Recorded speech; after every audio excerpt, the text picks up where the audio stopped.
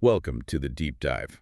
Today we're taking a closer look at some really fascinating ancient writings, focusing specifically on a narrative involving Abraham. That's right. We've got these excerpts covering two, well, pivotal moments in his story. First, there's this incredible promise he receives about having a son. And second, his pretty remarkable dialogue about the fate of Sodom.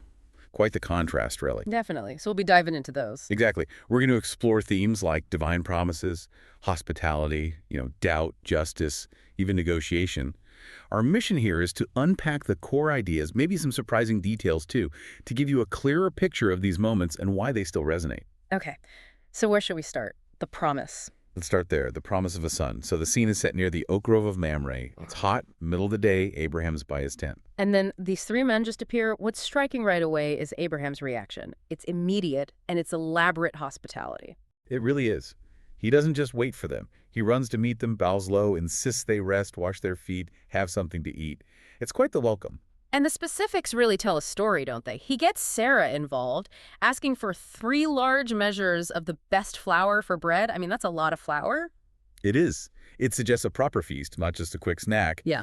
And then he rushes off himself to choose a tender calf to be prepared. He's really pulling out all the stops. Yeah, you have to remember the context. Hospitality in that ancient Near Eastern world, it was a deeply ingrained value, almost a sacred duty. Right. There was this idea you might unknowingly be hosting angels or even, the divine itself. Precisely. So this incredibly generous welcome, it kind of sets the stage for what happens next. It's within this context that the conversation turns and they ask about Sarah. Who was inside the tent at the time. Exactly. And then one of them makes this astonishing announcement. Within a year, Sarah will have a son. Which, given their age, Abraham and Sarah were very old, sounded, well, impossible. You could almost hear the record scratch. Absolutely. And the text tells us Sarah, listening from the tent entrance, laughs to herself. Not out loud, perhaps, but internally. A laugh of disbelief, surely, thinking, I'm worn out, my husband's old, how can this possibly happen? It's such a relatable human reaction. It really is, that collision between, biological reality and this divine promise. But what's fascinating is that her private thought, her internal laugh, isn't private at all. No. The Lord immediately picks up on it. He asks Abraham, why did Sarah laugh? And even quotes her own reasoning about being too old. And then comes that powerful rhetorical question, is anything too hard for the Lord? It cuts right to the heart of it, doesn't it? Divine power versus human limitations. Yeah, it's a direct challenge to her skepticism, and probably ours too, as readers. It emphasizes that what seems impossible to us might not be for the divine. Right, and the promise is then reaffirmed.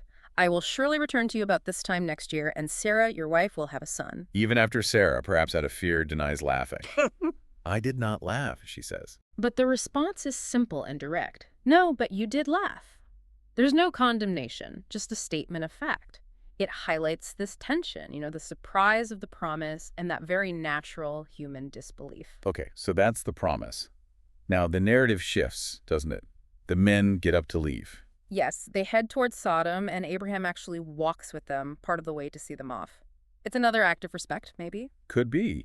It certainly echoes his earlier hospitality, and it might hint at his later willingness to engage on behalf of others.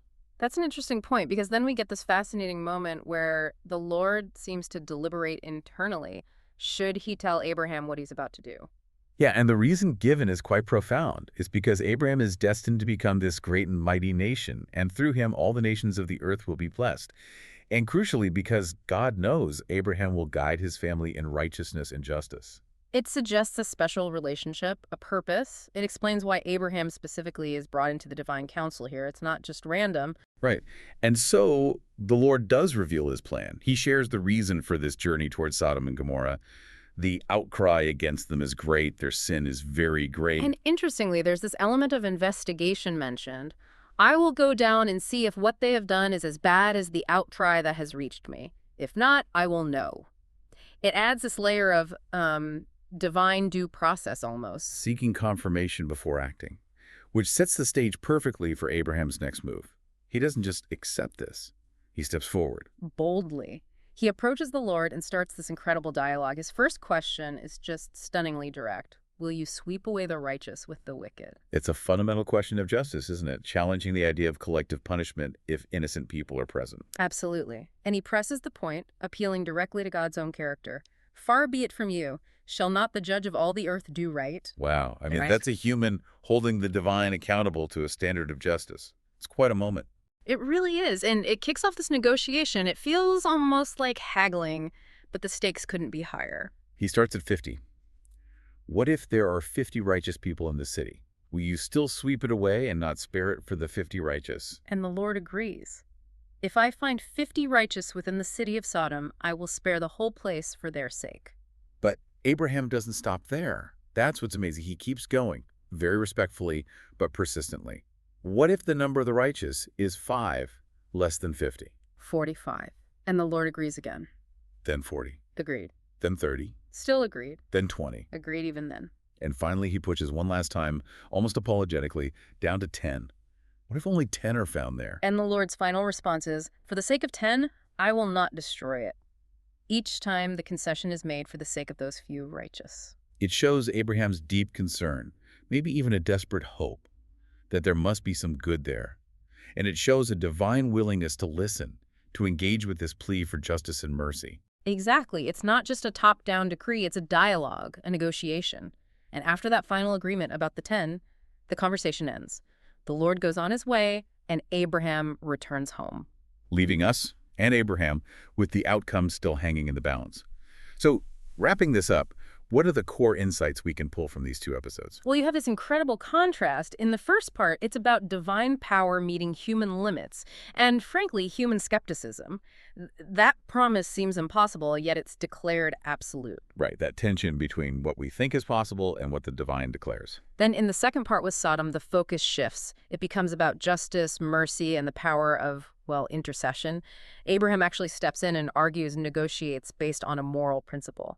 So to quickly recap for everyone, we saw the promise of a son, that initial shock and disbelief, highlighting divine possibility versus human doubt. And then Abraham's bold intervention for Sodom, his plea for justice, and that really unique negotiation dynamic. Which leads us to something for you, the listener, to think about.